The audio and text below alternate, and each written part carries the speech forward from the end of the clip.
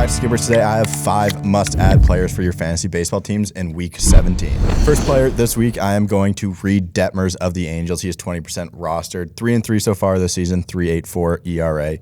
63 strikeouts, 107 whip in 75 innings. This is an SP streamer tweet that I saw just scrolling the timeline, and this has been awesome. Reed Detmer, since getting called back up from a brief stint in AAA, 17 innings pitched, 1.06 ERA, 0.94 whip, 29.2 strikeout rate, 48.7 ground ball rate. His slider usage is up from 20% to 33%, and his fastball velocity is up from 93.1 miles an hour to 93.7 miles an hour. When we saw Reed Detmers come out of Louisville, we kind of knew that the swing and miss stuff was always there, but it was just interesting to see it tick up at this rate. Obviously, they saw that the slider was a pitch that could get some swing and miss here. So it's like, okay, we went down to AAA, we refined the pitch mix, and it's been awesome to see since he's been back. I think Reed Detmers is a solid add this week if you're struggling to find healthy pitchers, but I kind of am at this point. Like Max Meyer or Rowanzi are just sent down. It's like, what am I going to do with my staff? So a guy like Reed Detmers, I think, nice little med kit help you out on your teams. Second player this week is going to be Josh Rojas of the Diamondbacks, 48% rostered, 283 average, 6 home runs, 29 runs batted in, 37 runs, and 11 stolen bases. I think this might be the highest rostered player to make must-add this season, but I think Josh Rojas is just a criminally underrated fantasy asset. Over the last month, he is hitting .346 with 2 home runs, 11 runs batted in, and 6 stolen bases. His underlying numbers through StatCast don't look great.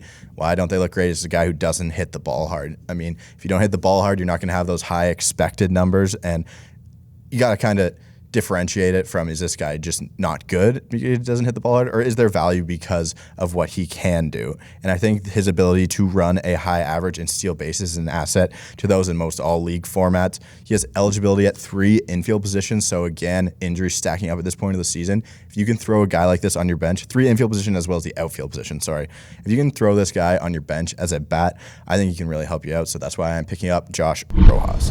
Third player this week is going to be Nolan Jones of the Guardians, 24% rostered, 306 average, 2 home runs, 13 runs batted in, and a 935 OPS. I really like Nolan Jones as a player. I was kind of struggling what I wanted to say about him because a lot of the StatCast numbers aren't up, but Scott White, CBS Fantasy, had a great write-up on it. I'll just read what he had to say. Given that he struck out 27.4% of the time over his minor league career, a rate that has only climbed as he has moved up, he thinks that making contact will become an issue at some point, but his quality of contact might be so high that it won't matter. His average exit velocity, which is 91.6 miles an hour, is comparable to Freddie Freeman, and he's already hit a ball 111 miles per hour, which is more than Francisco Lindor or Salvador Perez so far this season. 3 hits on Wednesday included 2 doubles, which raises batting average to 305, and he's walking just as well as he was in the minors to a 404 on base percentage. Even if you don't need him at third base, you can have him in the outfield where he recently picked up eligibility. So again, this is kind of like if you've had injuries, you need to kind of pick up guys like this, and I think Nolan Jones' third base and outfield eligibility is huge at this point in the season. Fourth player this week is going to be Aaron Ashby of the Brewers, 28% roster, 2.8, 4.38 ERA, 92 strikeouts in 76 innings pitched. Finally turned in a really good performance this week. He struck out 9 over 7 innings of 2-run ball and showed us all the upside that we had been looking for since his disappointing kind of jump into the rotation so far this season. He has really good swing and miss stuff, which shows 92 strikeouts in 76 innings is really good. And he also gets a lot of ground balls, which is kind of a weird mix that we don't really see too often these days.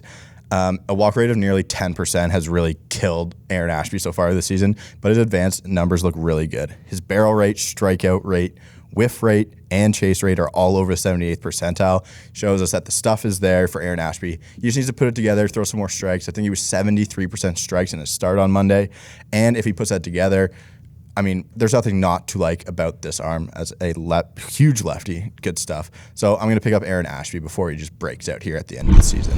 And finally, a deep league add in JJ Bleide of the Marlins, 7% rostered, hitting 200, 1 home run, and 1 stolen base at this point. I like him as a deep league add in like 5 outfielder leagues. Since he's been called up, all he's done is hit extra base hits.